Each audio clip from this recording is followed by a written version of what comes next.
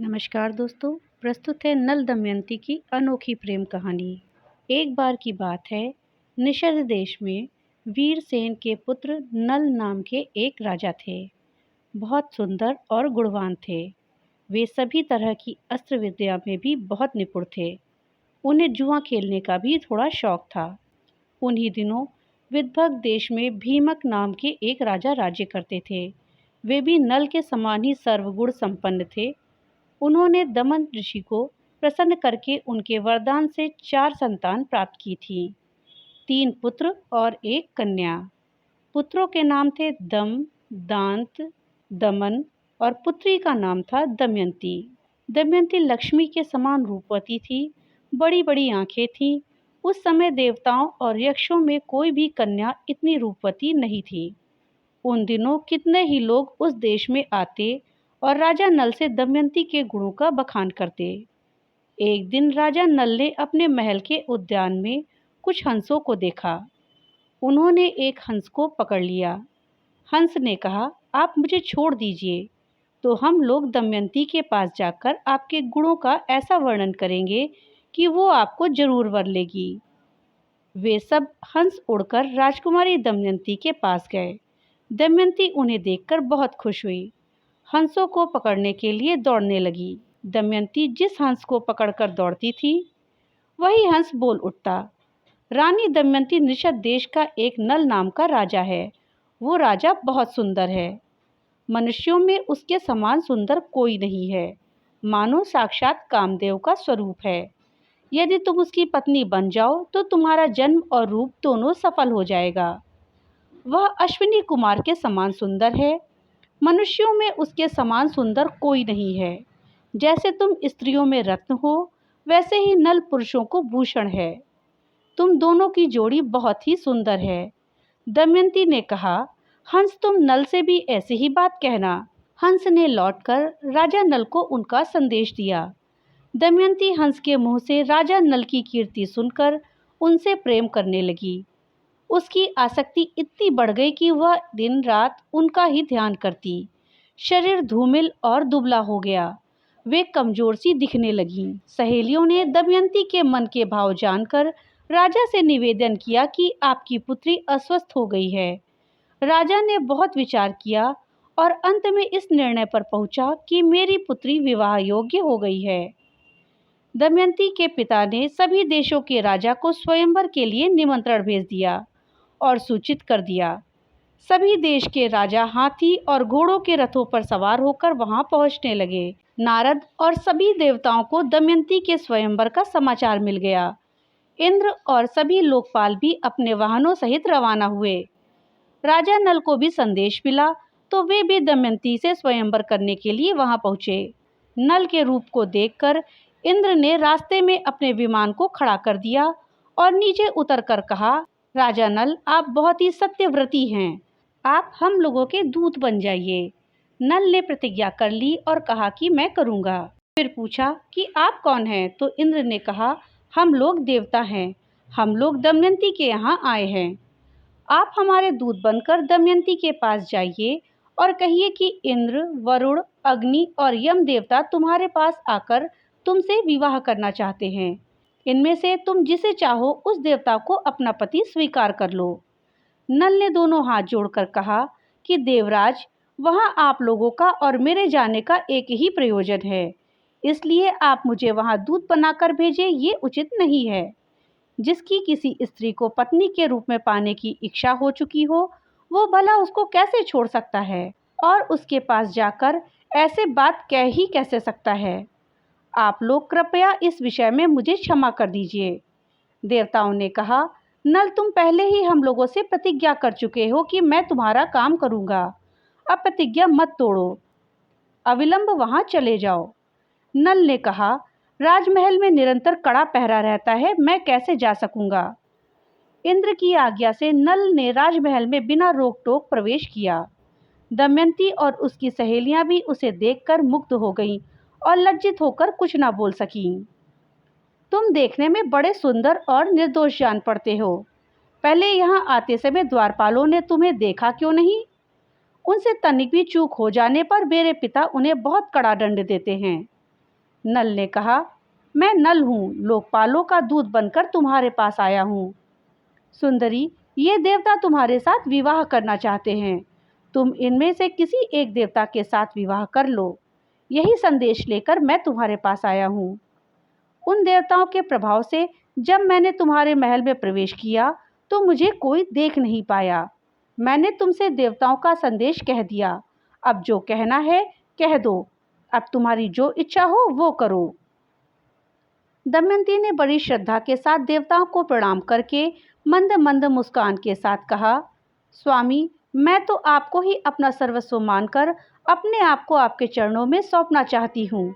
जिस दिन से मैंने हंसों की बात सुनी तभी से मैं आपके लिए व्याकुल हूँ। आपके लिए ही मैंने राजाओं की भीड़ इकट्ठी की है। यदि आप मुझ दासी की प्रार्थना अस्वीकार कर देंगे तो मैं जहर खाकर मर जाऊंगी। राजा नल ने दमयंती से कहा, जब बड़े बड़े लोकपाल तुमसे शादी करना चाहते हैं फिर तुम मुझ मनुष्य से शादी क्यों करना चाहती हो? मैं तो उन देवताओं के चरणों की धूल के बराबर भी नहीं हूँ। तुम अपना मन उन्हीं में लगाओ। देवताओं का अप्रिय करने पर इंसान की मृत्यु हो सकती है। तुम मेरी रक्षा करो और उनको वरण कर लो। नल की बात सुनकर दमयंती घबरा गई। उसकी आंखों में आंसू छलक आए। उस समय दमयंती का शरीर कांप रहा था, हाथ जुड़े हुए थे। उसने कहा, मैं आपको वचन देती हूँ कि मैं आपको ही पति के रूप में वरण करूंगी। राजा नल ने कहा, अच्छा, तब तो तुम ऐसा ही करो, परंतु यह बतलाओ कि मैं यहाँ उनका दूत बनकर आया हूँ। अगर इस समय मैं अपने स्वार्थ की बात करने लगूं तो ये कितनी बुरी बात है। मैं तो अपना स्वार्थ तभी बना सकता हूँ जब वह धर्म के विरुद्ध ना हो। तब दमयंती ने गदगद कंठ से कहा, राजा, इसके लिए एक निर्दोष उपाय है। उसके अनुसार काम करने पर आपको दोष नहीं लगेगा। वो ये उपाय है कि आप सभी लोकपालों के साथ स्वयंवर मंडप में आइए। मैं आपको वर लूंगी, तब आपको दोष भी नहीं लगेगा। देवताओं के पूछने पर उन्होंने कहा, मैं दमयंती के पास गया तो मुझे देखकर वे और उनकी सखियां मुझ पर मोहित हो गई और आप लोगों के प्रस्ताव का उनके सामने रखने पर भी वे मुझे ही वरण करने पर तुली हुई हैं। स्वयंवर की घड़ी आई। राजा भीमक ने सभी को बुलवाया। शुभ मुहूर्त में स्वयंवर रखा गया। सब राजा अपने अपने निवास स्थान से आकर स्वयंवर में यथास्थान बैठ गए। तभी दमयंती वहां आई। सभी राजाओं का परिचय दिया जाने लगा। दमयंती एक एक को देखकर आगे बढ़ने लगी। आगे एक ही स्थान पर नल के समान ही वेशभूषा वाले 5 राजकुमार खड़े कर दिए गए। ये देखकर दमयंती को संदेह हो गया। वह जिसकी ओर देखती उन्हें सिर्फ राजा नल ही दिखाई देते। इसलिए विचार करने लगी कि मैं देवताओं को कैसे पहचानूं और ये राजा हैं ये कैसे जानूं। उसे बड़ा ही दुख हुआ।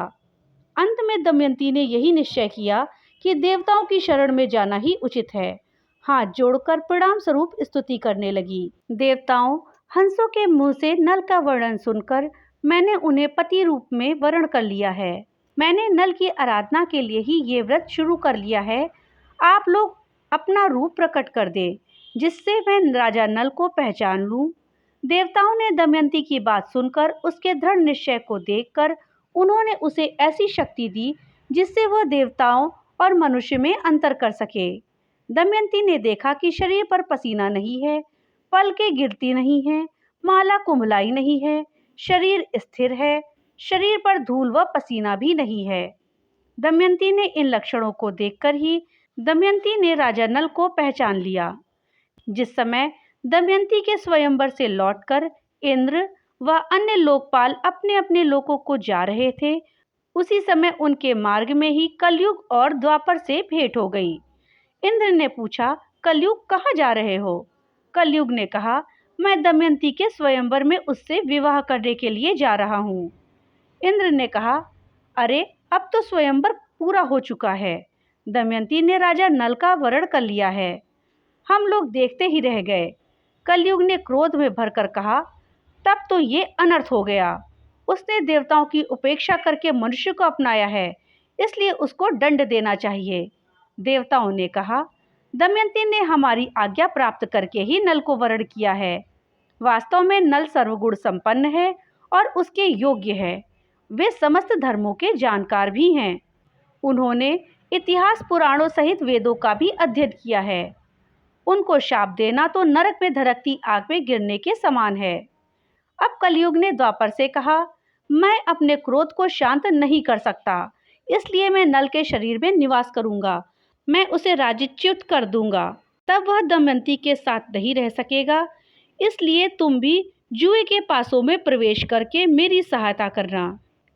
द्वापर ने उसकी बात स्वीकार कर ली। द्वापर और कलयुग दोनों ही राजा नल की राजधानी में आकर बस गए।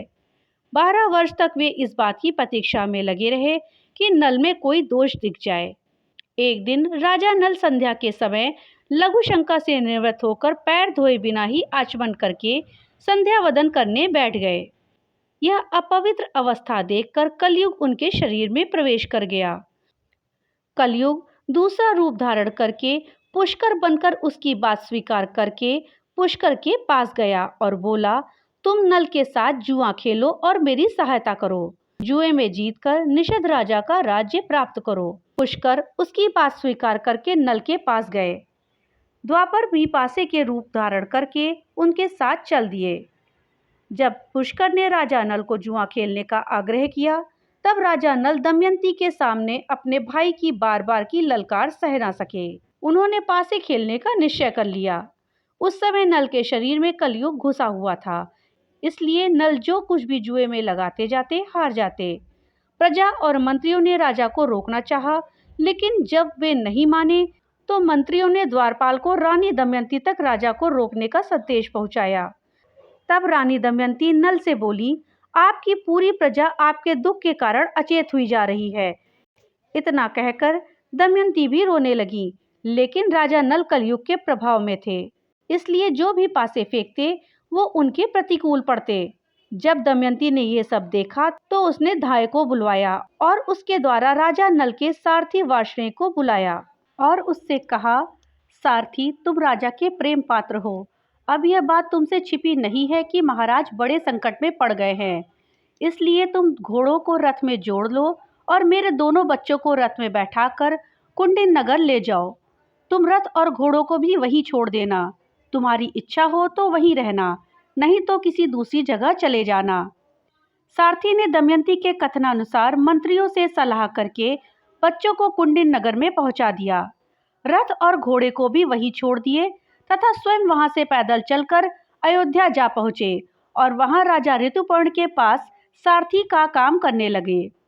वार्ष्णेय सारथी के चले जाने के बाद पुष्कर ने पासों के खेल में राजा नल का राज्य और धन ले लिया। उसने नल को संबोधन करके हंसते हुए कहा, और जुआ खेलोगे? परंतु तुम्हारे पास तो दांव लगाने के लिए तो कुछ भी नहीं है। यदि तुम दमयंती को दांव पर लगाने योग्य समझो तो फिर खेल लो। नल का हृदय फटने लगा। वे पुष्कर से कुछ नहीं बोले। उन्होंने अपने शरीर से सब वस्त्राभूषण उतार दिए और केवल एक वस्त्र पहने नगर से बाहर निकले। दमयंती ने भी केवल एक साड़ी पहनकर अपने पति का अनुगमन किया। नल के मित्र और संबंधियों को बड़ा शोक हुआ। नल और दमयंती दोनों नगर के बाहर 3 रात तक रहे। पुष्कर ने नगर में ढिंढोरा पिटवा दिया कि जो मनुष्य नल के प्रति सहानुभूति प्रकट करेगा उसको फांसी की सजा दी जाएगी। भय के मारे नगर के लोग अपने राजा नल का सत्कार तक ना कर सके। राजा नल 3 दिन 3 रात तक अपने नगर के पास केवल पानी पीकर रहे। चौथे दिन उन्हें बड़ी भूख लगी। फिर दोनों फल मूल खाकर वहां से आगे बढ़े। एक दिन राजा नल ने देखा कि बहुत से पक्षी उनके पास ही बैठे हैं। उनके पंख सोने के समान दमक रहे हैं। नल ने सोचा कि इन पंख से कुछ धन मिलेगा। ऐसा सोचकर उन्हें पकड़ने के लिए नल ने उनके ऊपर अपना पहनने वाला वस्त्र डाल दिया। पक्षी उनका वस्त्र लेकर उड़ गए। अब नल नंगे होकर बड़ी दीनता के साथ मुंह नीचा किए खड़े हो गए। पक्षियों ने कहा, दुर्बुद्धि, तू नगर से एक वस्त्र पहन के निकला था, उसे देखकर हमें बड़ा दुख हुआ। ले, हम अब तेरे शरीर से ये वस्त्र भी लिए जा रहे हैं। हम पक्षी नहीं हैं, जुए के पासे हैं। नल ने दमयंती से पासे की बात कह दी। उसके बाद नल ने दमयंती से कहा, तुम देख रही हो, यहाँ बहुत से रास्ते हैं। एक अवंती की ओर जाता है, दूसरा पर्वत होकर दक्षिण देश को। सामने विंध्याचल पर्वत है। यह पयोष्णी नदी समुद्र में मिलती है। सामने एक रास्ता विदर्भ देश को भी जाता है। यह कौशल देश का मार्ग है। इस प्रकार राजा नल दुख और शोक से भरकर बड़ी ही सावधानी के साथ दमयंती को भिन्न भिन्न आश्रम मार्ग बताने लगे। दमयंती की आंखें आंसू से भर गईं। दमयंती ने राजा नल से कहा, आपको लगता है कि मैं आपको छोड़कर अकेली कहीं जा सकती हूँ? मैं आपके साथ रहकर आपके दुख को दूर करूंगी। दुख के अवसरों पर पत्नी पुरुष के लिए औषधि के समान होती है। वो धैर्य देकर पति के दुख को कम करती है। उस समय नल के शरीर पर वस्त्र नहीं था, धरती पर बिछाने के लिए चटाई भी नहीं थी। शरीर धूल से लथपथ हो रहा था। भूख प्यास से परेशान राजा नल जमीन पर ही सो गए। दमयंती भी उनके साथ ये सारे दुख झेल रही थी। राजा नल भी जमीन पर ही सो गए। दमयंती के सो जाने पर राजा नल की नींद टूटी। सच्ची बात तो यह थी कि वे दुख और शोक के कारण सुख की नींद सो भी नहीं सकते थे। वे सोचने लगे कि दमयंती मुझसे बड़ा प्रेम करती है। प्रेम के कारण ही उसे इतना दुख झेलना पड़ेगा। यदि मैं इसे छोड़कर चला जाऊं तो संभव है इसे सुख मिल जाए। अंत में राजा नल ने यही निश्चय किया कि इसे सुख मिल जाना चाहिए। दमयंती सच्ची पतिव्रता है, इसके सतीत्व को कोई भंग नहीं कर सकता। इस प्रकार त्यागने का निश्चय करके सतीत्व की ओर से निश्चिंत होकर राजा नल ने यह विचार किया कि मैं नंगा हूँ और दमयंती के शरीर पर भी केवल एक ही वस्त्र है। फिर भी इसके वस्त्रों में से आधा फाड़ लेना ही श्रेयकर है। लेकिन फाड़ूंगा कैसे, शायद ये जग जाए। राजा नल ने यह सोचकर दमयंती को धीरे से उठाकर उसके शरीर का आधा वस्त्र फाड़कर शरीर ढक लिया। दमयंती नींद में थी। राजा नल उसे छोड़कर निकल पड़े। थोड़ी देर बाद वे शांत हुए और फिर वे धर्मशाला लौट आए। थोड़ी देर के बाद जब राजा नल का हृदय शांत हुआ, तब वे फिर धर्मशाला में इधर उधर घूमने लगे और सोचने लगे कि अब तक दमयंती पर्दे में रहती थी, इसे कोई छू भी नहीं सकता था। आज ये अनाथ है, अनाथ के समान आधा वस्त्र पहने धूल में सो रही है। यह मेरे बिना दुखी होकर वन में कैसे रहेगी? मैं तुझे छोड़कर जा रहा हूँ, सभी देवता तुम्हारी रक्षा करें। शरीर में कलयुग का प्रवेश होने के कारण उनकी बुद्धि नष्ट हो चुकी थी, इसलिए वे अपनी पत्नी को वन में अकेली छोड़कर वहां से चले गए। जब दमयंती की नींद टूटी तो उसने देखा कि राजा नल वहां नहीं है। यह देखकर वो चौंक गई और राजा नल को पुकारने लगी। जब दमयंती को राजा नल बहुत देर तक दिखाई नहीं पड़े तो वे विलाप करने लगी। भटकती हुई जंगल के बीच जा पहुंची। वहां अजगर दमयंती को निगलने लगा। दमयंती मदद के लिए चिल्लाने लगी तो एक व्याध के कान में पड़ा। वह उधर ही घूम रहा था। वह वहां दौड़कर आया और यह देखकर दमयंती को अजगर निगल रहा है, अपने तेज शस्त्र से उसने अजगर का मुंह चीर डाला। उसने दमयंती को छुड़ाकर नहलाया, आश्वासन देकर भोजन करवाया। दमयंती जब कुछ शांत हुई, व्याध ने पूछा, सुंदरी तुम कौन हो? किस कष्ट में पड़कर किस उद्देश्य से तुम यहाँ आई हो? दमयंती की सुंदरता, बोलचाल और मनोहरता देखकर व्याध मोहित हो गया। वह दमयंती से मीठी मीठी बातें करके उसे अपने बस में करने की कोशिश करने लगा। दमयंती उसके मन के भाव समझ गई। दमयंती ने उसके बलात्कार करने की चेष्टा को बहुत रोकना चाहा, लेकिन जब वह किसी प्रकार नहीं माना तो उसने उसे श्राप दे दिया कि मैंने राजा नल के अलावा किसी और का चिंतन कभी किया हो तो यह व्याध मरकर गिर पड़े। दमयंती के इतना कहते ही व्याध के प्राण पखेरु उड़ गए। व्याध के मर जाने के बाद दमयंती एक निर्जन और भयंकर वन में जा पहुंची। राजा नल का पता पूछती हुई वह उत्तर की ओर बढ़ने लगी। 3 दिन 3 रात बीत जाने के बाद दमयंती ने देखा कि सामने ही एक बहुत सुंदर तपोवन है, जहाँ बहुत से ऋषि निवास करते हैं। उसने आश्रम में जाकर बड़ी नम्रता के साथ प्रणाम किया और हाथ जोड़कर खड़ी हो गई। ऋषियों को प्रणाम किया। ऋषियों ने दमयंती का सत्कार किया और उसे बैठने को कहा। दमयंती ने एक भद्र स्त्री के समान सभी के हालचाल पूछे। फिर ऋषियों ने पूछा, आप कौन हैं? तब दमयंती ने अपना पूरा परिचय दिया और अपनी सारी कहानी ऋषियों को सुना दी। तब सारे तपस्वी उसे आशीर्वाद देते हैं कि थोड़े ही समय में निषद के राजा को उनका राज्य वापस मिल जाएगा। उसके शत्रु भयभीत होंगे, वह मित्र प्रसन्न होंगे और कुटुंबी आनंदित होंगे। इतना कहकर सभी ऋषि अंतर्ध्यान हो गए। दमयंती रोती हुई एक अशोक के वृक्ष के पास पहुंचकर बोली, तू मेरा शोक मिटा दे, शोक रहित अशोक, तू मेरा शोक मिटा दे। क्या कहीं तूने राजा नल को शोक रहित देखा है?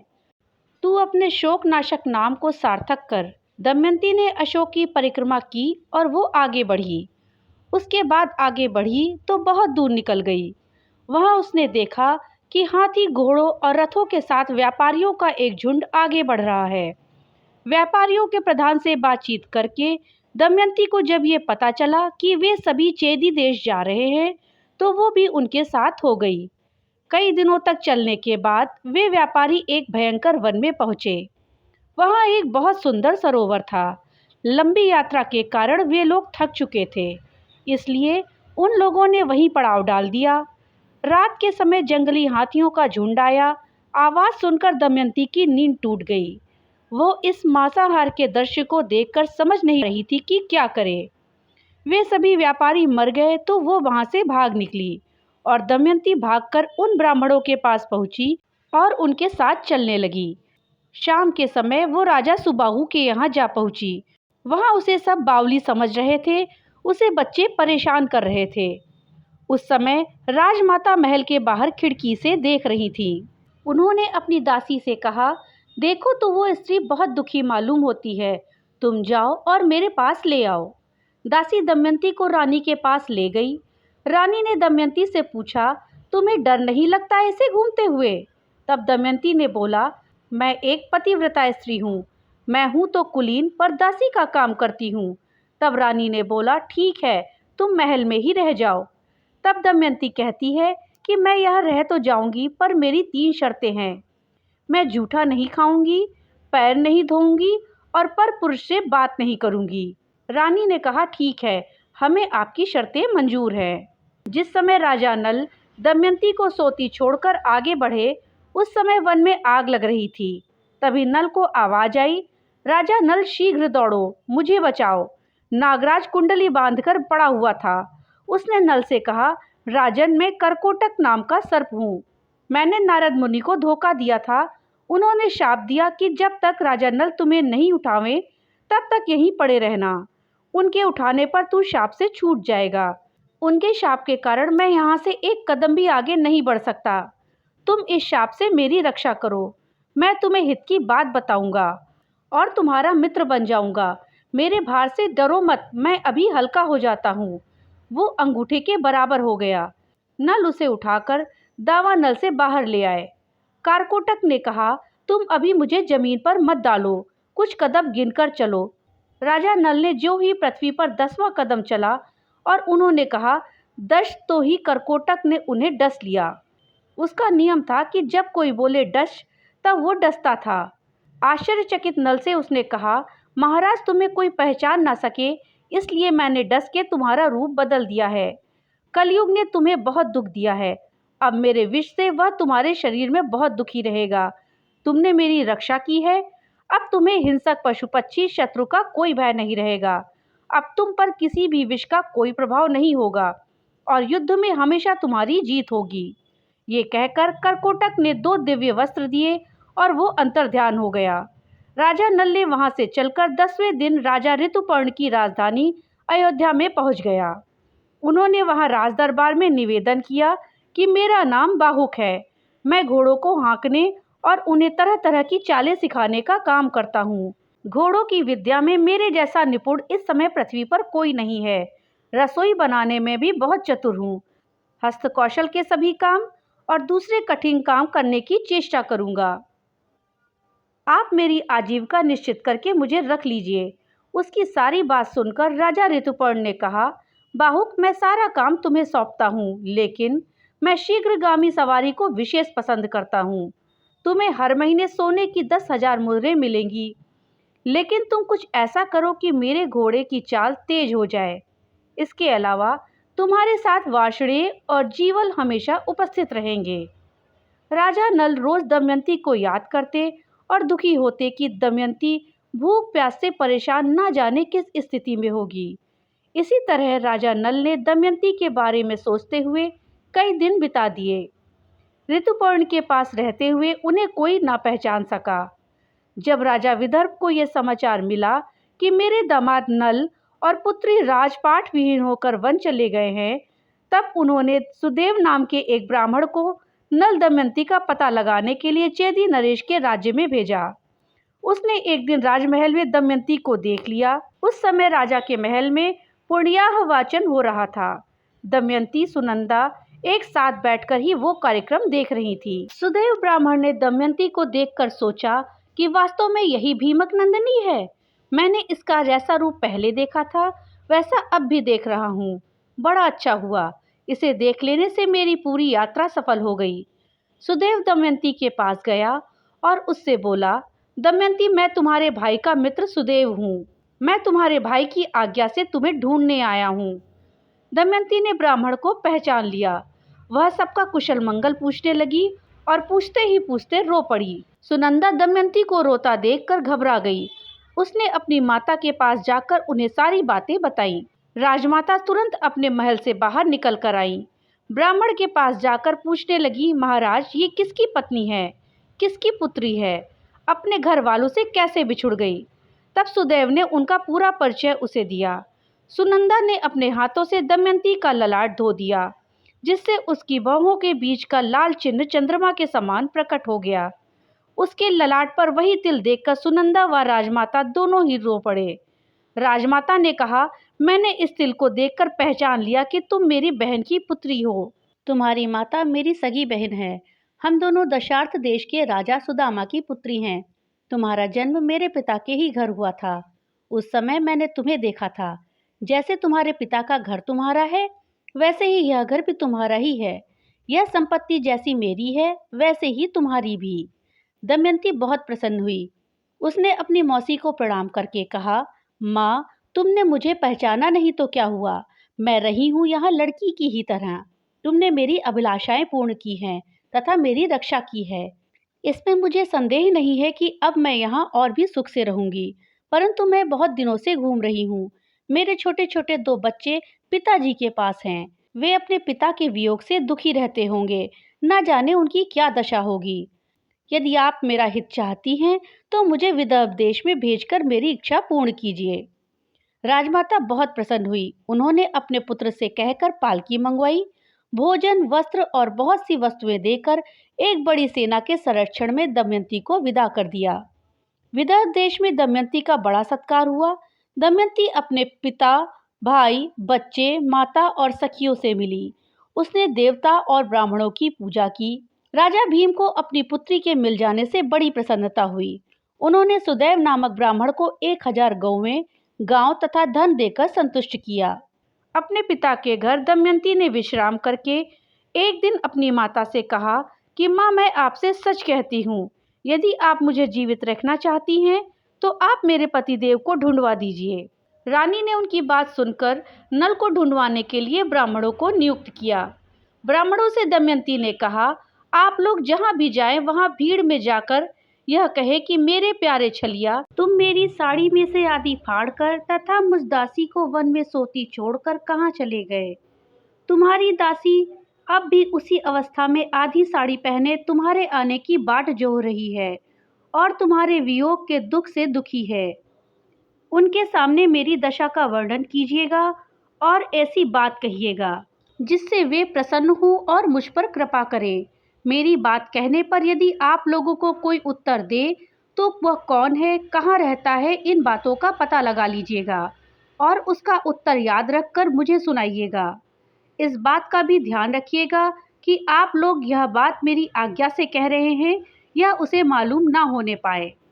ब्राह्मणगण दमयंती के निर्देशानुसार राजा नल को ढूंढने के लिए निकल पड़े। बहुत दिनों के बाद एक ब्राह्मण वापस आया। उसने दमयंती से कहा, मैंने राजा ऋतुपर्ण के पास जाकर भरी सभा में आपकी बात दोहराई तो किसी ने कुछ जवाब नहीं दिया। जब चलने लगा तब एक बाहुक नाम के सारथी ने मुझे एकांत में बुलाया। उसके हाथ छोटे व शरीर कुरूप है। वो लंबी सांस लेकर रोता हुआ मुझसे कहने लगा, उच्च कुल की स्त्रियों के पति उन्हें छोड़ भी देते हैं तो भी वे अपने शील की रक्षा करती है। त्याग करने वाला पुरुष विपत्ति के कारण दुखी और अचेत हो रहा था, इसलिए उस पर क्रोध करना उचित नहीं है। लेकिन वह उस समय बहुत परेशान था। जब वह अपनी प्राण रक्षा के लिए जीविका चाह रहा था, तब पक्षी उसके वस्त्र लेकर उड़ गए। जब ब्राह्मण ने यह बात बताई तो दमयंती समझ गई कि वे ही राजा नल हैं। ब्राह्मण की बात सुनकर दमयंती की आंखों में आंसू भर आए। उसने अपनी माँ से एकांत में कहा, माताजी, आप यह बात पिताजी से ना कहें। मैं सुदेव ब्राह्मण को इस काम में नियुक्त करती हूँ।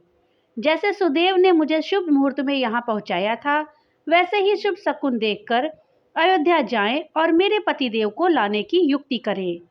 इसके बाद दमयंती ने पर्णात का सत्कार करके उसे विदा किया और सुदैव को बुलाया। दमयंती ने सुदैव से कहा, ब्राह्मण देवता, आप शीघ्र से शीघ्र अयोध्या नगरी में जाकर राजा ऋतुपर्ण से ये बात कहिए कि भीम पुत्री दमयंती फिर से स्वयंवर में स्वेच्छानुसार पति का वरण करना चाहती हैं। बड़े बड़े राजा और राजकुमार जा रहे हैं। स्वयंवर की तिथि कल ही है, इसलिए यदि आप पहुंच सके तो वहां जाइए। नल के जीने अथवा मरने का किसी को पता नहीं है, इसलिए वो कल सूर्योदय के समय दूसरा पति वरण करेंगी। दमयंती की बात सुनकर सुदैव अयोध्या गए और उन्होंने राजा ऋतुपर्ण से सब बातें कह दी। सुदैव की बातें सुनकर राजा ऋतुपर्ण ने बाहुक को बुलाया और कहा, बाहुक, कल दमयंती का स्वयंवर है। मैं एक ही दिन में विदर्भ देश में पहुंचना चाहता हूं, परंतु यदि तुम इतना जल्दी वहां पहुंच जाना संभव समझो, तभी मैं वहां जाऊंगा। ऋतुपर्ण की बातें सुनकर नल का कलेजा फटने लगा। सोचा कि दमयंती ने दुखी और अचेत होकर ही ऐसा किया होगा। संभव है कि वो ऐसा करना चाहती हो, परंतु नहीं नहीं, उसने मेरी प्राप्ति के लिए ही यह युक्ति की होगी। वो पतिव्रता, तपस्विनी और दीन है। मैंने दुर्बुद्धिवश उसे त्याग कर बड़ी क्रूरता की है। अपराध मेरा ही है। वह कभी ऐसा नहीं कर सकती। परंतु सत्य क्या है, असत्य क्या है, ये बात तो वहां जाने पर ही मालूम होगी। परंतु ऋतुपर्ण की इच्छा पूरी करने में मेरा भी स्वार्थ है। बाहुक ने हाथ जोड़कर कहा कि मैं आपके कथनानुसार काम करने की प्रतिज्ञा करता हूँ। बाहुक अश्वशाला में जाकर श्रेष्ठ घोड़ों की परीक्षा करने लगे। नल ने अच्छी जाति के 4 शीघ्रगामी घोड़े रथ में जोत लिए। राजा ऋतुपर्ण रथ पर सवार हो गए। जैसे आकाशचारी पक्षी आकाश में उड़ते हैं, वैसे ही बाहुक का रथ थोड़े ही समय में नदी, पर्वत और वनों को लांघने लगा।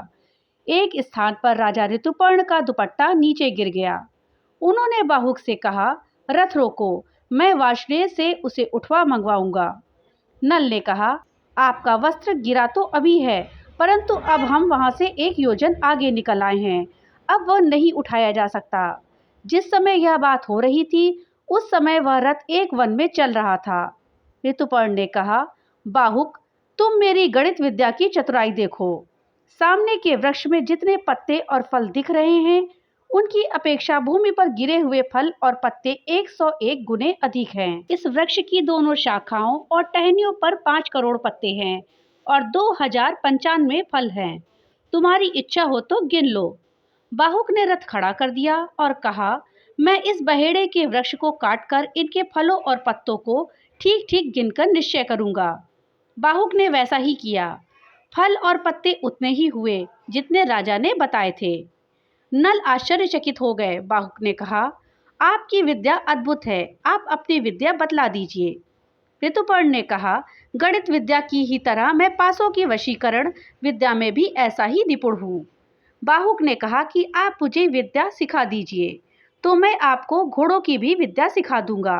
ऋतुपर्ण को विदर्भ देश में पहुंचने की बहुत जल्दी थी और अश्व विद्या सीखने का लोभ भी था। इसलिए उन्होंने राजा नल को पासों की विद्या सिखा दी और कह दिया कि अश्व विद्या तुम मुझे पीछे सिखा देना। मैंने उसे तुम्हारे पास धरोहर छोड़ दिया है।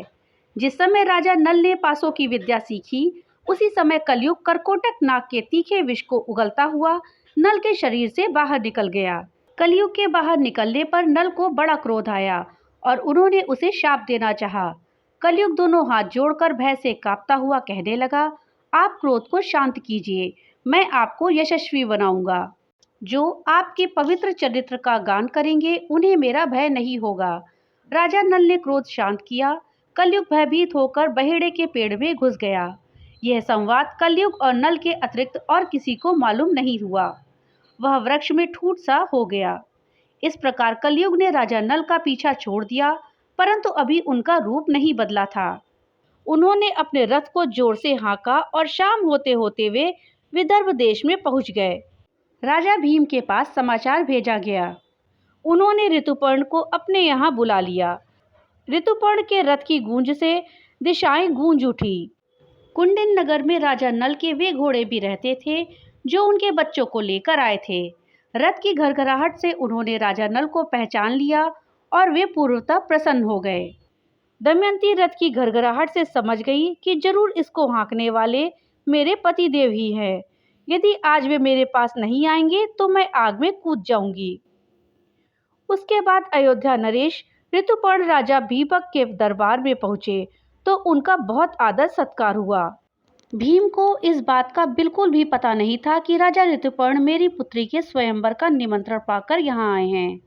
जब ऋतुपर्ण ने स्वयंवर की कोई तैयारी नहीं देखी तो उन्होंने स्वयंवर की बात दबा दी और कहा, मैं तो सिर्फ आपको प्रणाम करने चला आया। भीमक सोचने लगे कि 100 योजन से अधिक दूर कोई प्रणाम करने तो नहीं आ सकता, लेकिन वे ये सब सोचकर राजा ऋतुपर्ण के सत्कार में लग गए। बाहुक वार्ष्णेय के साथ अश्वशाला में ठहरकर घोड़ों की सेवा में लग गया। दमयंती आकुल होकर सोचने लगी कि रथ की ध्वनि तो मेरे पति के रथ के ही समान जान पड़ती थी, परंतु उनके कहीं दर्शन नहीं हो रहे हैं। हो न हो वार्ष्णेय ने उनसे रथ विद्या सीख ली होगी, इसी कारण रथ उनका मालूम पड़ता था। तब उसने अपनी दासी से कहा, हे दासी, तू जा और इस बात का पता लगा कि यह कुरूप पुरुष कौन है। संभव है कि यही हमारे पतिदेव हों। मैंने ब्राह्मणों द्वारा जो संदेश भेजा था वही उसे बतलाना और उसका उत्तर मुझसे कहना। तब दासी ने बाहुक से जाकर पूछा, राजा नल कहाँ है? क्या तुम उन्हें जानते हो या तुम्हारा सारथी वार्ष्णेय जानता है? बाहुक ने कहा, मुझे उसके संबंध में कुछ भी मालूम नहीं है। सिर्फ इतना ही पता है कि इस समय नल का रूप बदल गया है। वे छिपकर रहते हैं। उन्हें या तो दमयंती या स्वयं वे ही पहचान सकते हैं, क्योंकि वे अपने गुप्त चिन्हों को दूसरों के सामने प्रकट नहीं करना चाहते हैं। अब दमयंती की आशंका और बढ़ गई और दृढ़ होने लगी कि यही राजा नल हैं। उसने दासी से कहा, तुम फिर बाहु के पास जाओ और उसके पास बिना कुछ बोले ही खड़ी रहो। उसकी चेष्टाओं पर ध्यान दो। आग मांगे तो मत देना, जल मांगे तो देर कर देना। उसका एक एक चरित्र मुझे आकर बताओ। फिर वह मनुष्यों और देवताओं से उसमें बहुत से चरित्र देखकर वो दमयंती के पास आई और बोली, बाहुक ने हर तरह से अग्नि, जल व थल पर विजय प्राप्त कर ली है। मैंने आज तक ऐसा पुरुष नहीं देखा। तब दमयंती को विश्वास हो जाता है कि वह बाहुक ही राजा नल है। अब दमयंती ने सारी बात अपनी माता को बताकर कहा कि अब मैं स्वयं बाहु की परीक्षा लेना चाहती हूँ, इसलिए आप बाहु को मेरे महल में आने की आज्ञा दीजिए। आपकी इच्छा हो तो पिताजी को बता दीजिए। रानी ने अपने पति भीमक से अनुमति ली और बाहुक को रानीवास में बुलाने की आज्ञा दी। दमयंती ने बाहुक के सामने फिर सारी बात दोहराई। तब दमयंती की आंखों से आंसू टपकते देखकर नल से रहा नहीं गया। नल ने कहा, मैंने तुम्हें जानबूझकर नहीं छोड़ा, ना ही जुआ खेला। ये सब कलयुग की करतूत है। दमयंती ने कहा कि मैं आपके चरणों को स्पर्श करके कहती हूँ कि मैंने कभी भी मन से परपुरुष का चिंतन किया हो तो मेरे प्राणों का नाश हो जाए। ऐसा अद्भुत दृश्य देखकर राजा नल ने अपना संदेह छोड़ दिया और करकोटक नाग के दिए वस्त्र को अपने ऊपर ओढ़कर उसका स्मरण करके फिर से वे असली रूप में आ गए। दोनों ने सबका आशीर्वाद लिया। दमयंती के मायके से उन्हें खूब धन देकर विदा किया गया। उसके बाद नल और दमयंती अपने राज्य में पहुंच गए। राजा नल ने पुष्कर से फिर जुआ खेलने को कहा तो वो खुशी खुशी तैयार हो गया और नल ने जुए की हार की बाजी को जीत लिया। इस तरह नल और दमयंती को फिर से अपना राज्य और धन प्राप्त हो गया।